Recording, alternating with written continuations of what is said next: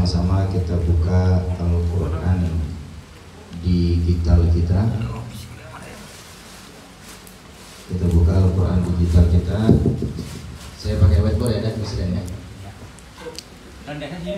Biar fokus. Gitu di kasur.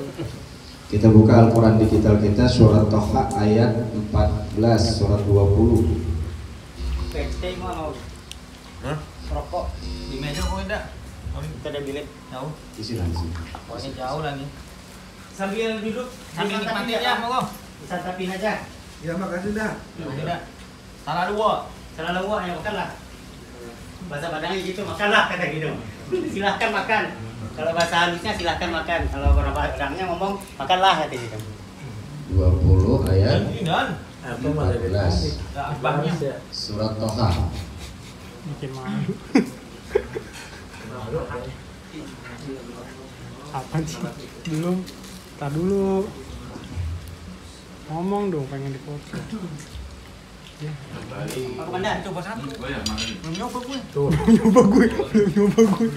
Udah dua dia. Ada ya, Pak? Ngapain sih Ketemu teh ya? video? Ngeselin banget nih orang. Tejan, Bukan dipoto dong.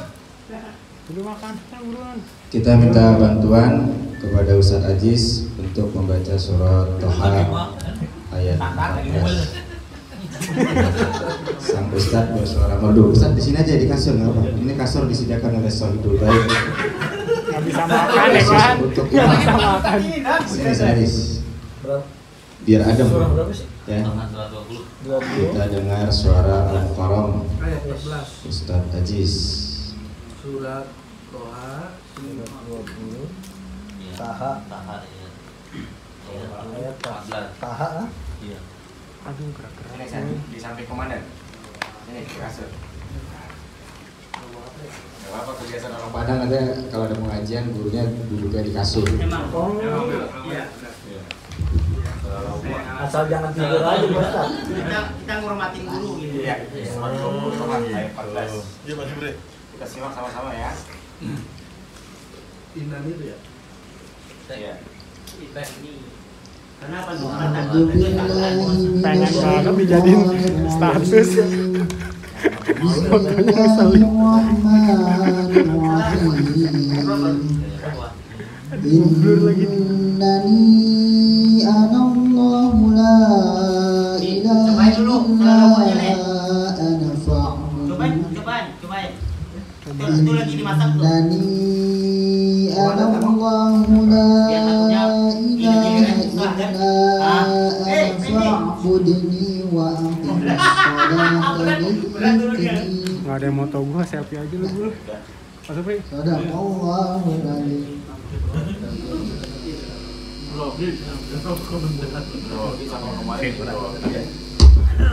Kemarin lancar nih jadi grogi sama komandan nih.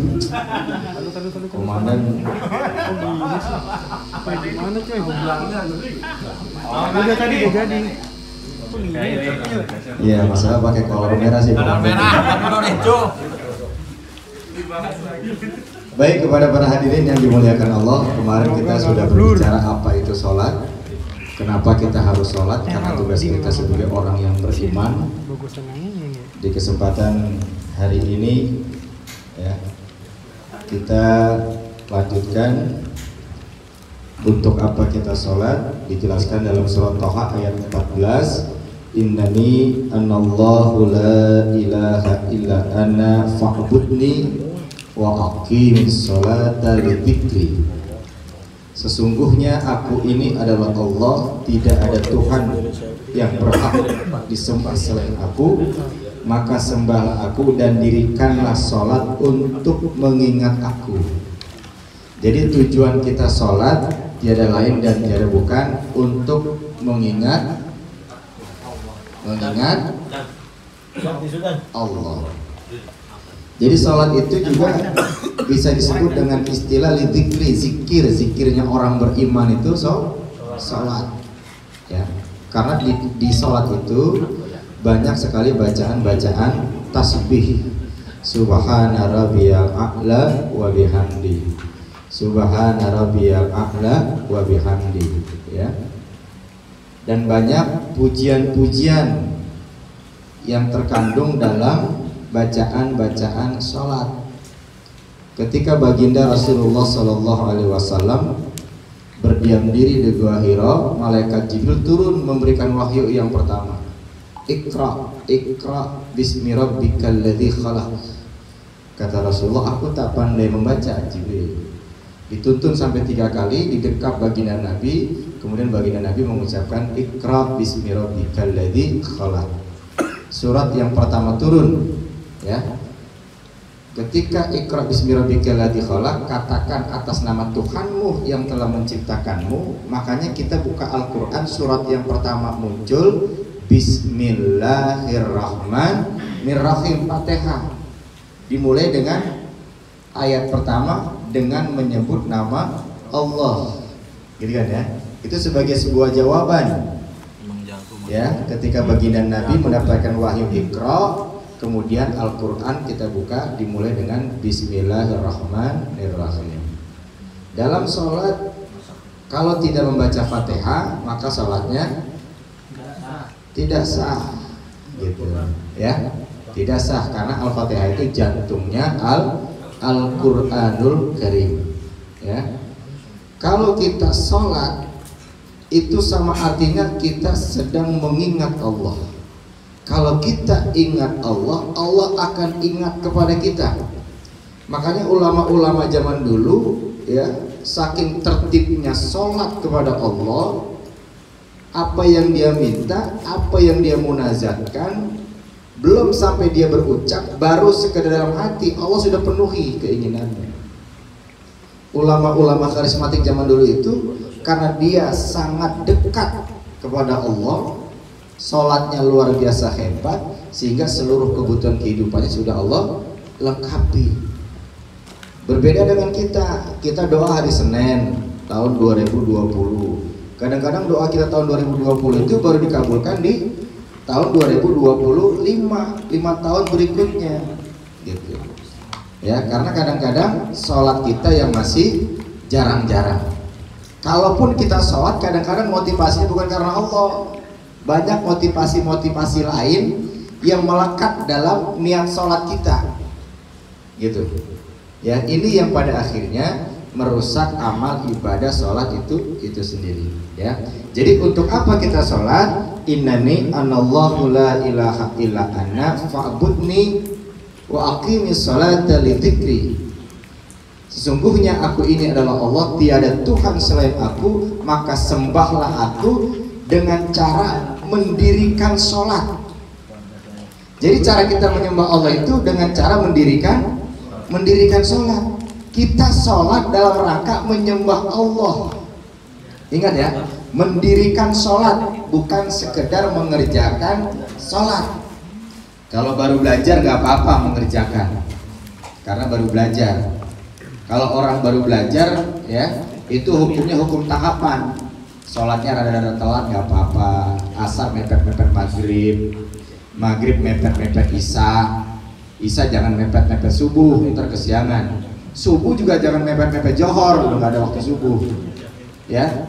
Kalau orang baru belajar nggak apa-apa, agak telat, sholatnya sendiri nggak apa-apa, ya, cepet-cepet karena baru belajar. Dan kalau orang baru belajar jangan diledekin. Mau kemana Pak RT? Sholat. Kemana? Ke masjid. Wah, tumben. Cuaca mendungnya baru bertidur kemarin panas banget. Sekarang Pak RT ke masjid, cuaca mendung, adem. Tahu-tahu banjir tuh, gara-gara RT sholat di masjid, tahu-tahu banjir, ya. Tapi kalau orang sudah paten sholatnya, dia tingkatannya naik, bukan hanya mengerjakan sholat, tapi mendirikan sholat. Bedanya apa? Kalau mengerjakan sholat, gugur kewajiban. Sholat juga kadang-kadang masih dengki juga. Nah itu baru mengerjakan tuh, bener sholatnya gitu. Tapi mudah emosi, mudah terpancing, nggak pandai menahan amarah. Sama orang bawaannya gede, gue kalau lihat wajahnya, ya, baperan, ya, mudah baper gitu, ya. Tapi kalau mendirikan sholat, mendirikan itu artinya apa? Menegakkan gitu, menegakkan gitu. Jadi kalau orang sudah mendirikan dan menegakkan sholat, dia sayang kalau pahala sholatnya rusak. Makanya hatinya dijaga bener. Nah ini lidzikri, berzikir, zikir itu kaitannya dengan hati. Ala bidzikrillah apa Aziz? Tatmainul qulub, ya. Orang yang suka berzikir hatinya akan menjadi tenang. Orang yang suka sholat gaya hidupnya beda. Gaya hidupnya akan lebih rileks, akan lebih tenang, akan lebih terkontrol. Emosinya mudah dikendalikan. Berbeda dengan orang yang tidak menegakkan sholat. Ya. Kemudian yang selanjutnya, bagaimana kalau kita tidak sholat? Gitu, ya. Bagaimana kalau kita tidak sholat? Ada jawabannya dalam surat Al-Mudassir ayat 42 sampai 43. Kita buka surat Al-Mudassir ayat 42 sampai 43. Al-Mudassir.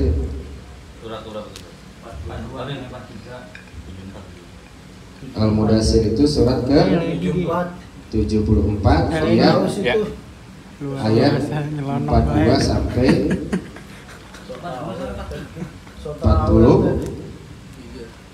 43. Ya, ini insya Allah kalau begini kita jadi sering buka Quran nih. Makanya kalau bisa Al-Quran digitalnya itu dipegang, di screenshot, cekik, sampai rumah dikumpulin tuh, ditulis. Jadi buku tuh tentang sholat. Ya sambil dagang ke Tanah Abang mungkin pembeli, ya diingat-ingat, ya kan? Iya. Kacang Bogor. Kita buka surat Al-Mudassir surat 74 ayat 42-43. Ketika Allah Subhanahu wa taala berfirman, A'udzubillahi minasyaitonirrajim. Bismillahirrahmanirrahim. Ma salakakum fi saqar? Qalu lam naku minal musallin. Apakah yang memasukkan kamu ke dalam neraka Saqar? Mereka menjawab, kami dahulu tidak termasuk orang-orang yang mengerjakan sholat. Jadi kalau tidak mengerjakan sholat, nanti di akhirat nanti akan Allah masukkan ke dalam neraka Saqar. Neraka Saqar itu apa? Neraka Saqar itu artinya api yang menyala-nyala. Nah, kita kena bara api rokok bekas komandan aja kaget kulit. Ya, rokok baru, percikan rokok bolong, gitu. Apalagi percikan bara api neraka Saqar. Digambarkan bara api neraka Saqar itu kalau dia tertetes ke permukaan bumi sebesar lubang jarum, ya, maka dia akan mampu menembus dari kutub utara sampai kutub selatan, dan bumi itu hancur berkeping-keping. Itu baru tetesannya sebesar lubang jarum. Nauzubillah, subhanallah. Makanya mulai dari sekarang, kalau majelis kita berhasil, kita harus ada perubahan sikap dari tidak mengerjakan sholat menjadi mengerjakan sholat. Amin. Naik mendirikan sholat. Yang ketiga mengamalkan sholat. Ya, paham ya? Kita jaga minimal sholat yang 5 waktu, zuhur, asar, maghrib, isya, subuh. Kalau itu sudah paten, tambahin sholat sunnah qobliyah dan ba'diyah. Zuhur ada qobliyah, ada ba'diyah. Qobliyah zuhur 2 rakaat, ba'diyah zuhur 2 rakaat. Jadi qobliyah ba'diyah 2, 2, 4, zuhurnya 4 jadi 8. Asar tidak ada qobliyah, tidak ada ba'diyah. Maghrib qobliyahnya nggak ada, ba'diyah ada. Makanya kalau sholat maghrib azan langsung qomat boleh, gitu. Ya, karena sholat maghrib tidak ada qobliyah, ada ba'diyah. Ya, begitu pula sholat isya qobliyahnya tidak ada, ba'diyahnya ada. Subuh ada qobliyah, langsung sholat subuh, tidak ada sholat ba'diyah. Ya, nanti dihitung-hitung tuh sholat sunnahnya, kalau tidak salah hampir ada Johor 4, asar tidak ada, maghrib, isya, subuh 6, jadi 10. Tambah sholat wajibnya 17 tambah 10 jadi 27. Belum tambah sholat sunnah lain, sholat tahiyatul masjid, sholat sunnah fajar, sholat qiyamul lail, dan masih banyak sholat sunnah yang bisa kita manfaatkan. Nanti itu kita laksanakan kalau sholat wajibnya sudah kekar, sudah hobi, sudah doyan. Orang kalau udah doyan sholat ya, nggak sholat satu waktu itu merasa ada beban yang ditinggalkan dalam kehidupannya. Mudah-mudahan jamaah Majelis Asyifa termasuk ke dalam golongan orang-orang yang senantiasa menjaga ibadah sholatnya karena Allah Subhanahu wa Ta'ala. Baik, ini saja yang bisa kami sampaikan sebagai pelengkap kajian majelis kita. Mudah-mudahan 2 pertemuan lagi bisa kita tuntaskan. Februari kita belajar tajwid 1 bulan penuh sama Ustaz Aziz. Kalau ada punya Al-Quran di rumah nanti bawa Al-Quran, kalau nggak ada pakai Al-Quran digital handphone masing-masing. Bulan Maret mudah-mudahan kita sudah bahas masalah puasa. Bulan April kalau tidak bergeser tanggal 11 kita sudah 1 Ramadan. Ya, 11 Mei kita sudah Idul Fitri. Mudah-mudahan pokoknya masih bagus sampai Idul Fitri. Jadi bisa kita pakai ya. Kita pokok baru ya. Demikian, terima kasih. Mohon maaf atas segala kekurangan. Billahi taufiq wal hidayah wa aqu minkum. Wassalamualaikum warahmatullahi wabarakatuh. Mari sama-sama kita tutup dengan doa.